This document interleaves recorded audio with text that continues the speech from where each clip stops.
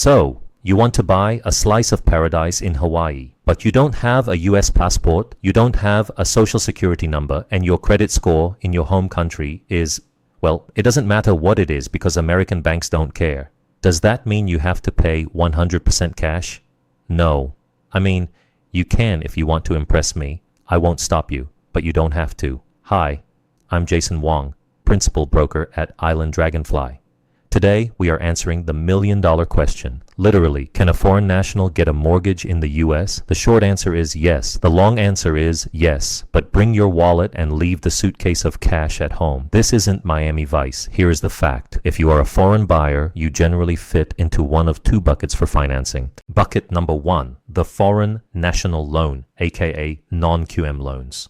Non-QM stands for non-qualified mortgage.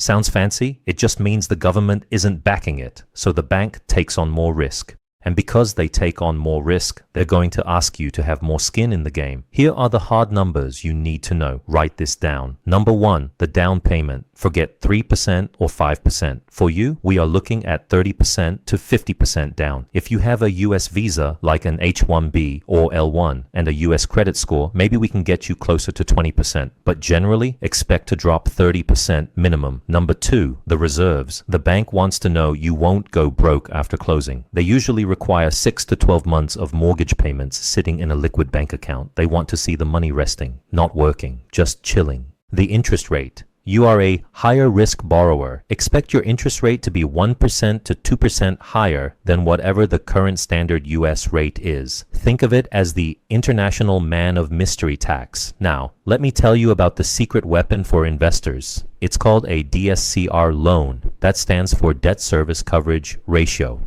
This is the best part. For a DSCR loan, the lender does not care about your personal income. They don't care about your job in Tokyo, your business in Vancouver, or your tax returns in London. They only care about the property. Here is the math. Does the monthly rent the property generates cover the monthly mortgage payment? If the answer is yes, meaning the ratio is 1.0 or higher, you get the loan. Simple. It's an asset-based loan. The house buys itself. But, and there is always a but, let's talk about the paper trail. Do not, I repeat, do not bring physical cash. The US has strict anti-money laundering laws. All your funds for the down payment and closing costs must be sourced and seasoned. That means the money needs to be in a verifiable bank account for at least 60 days before we close.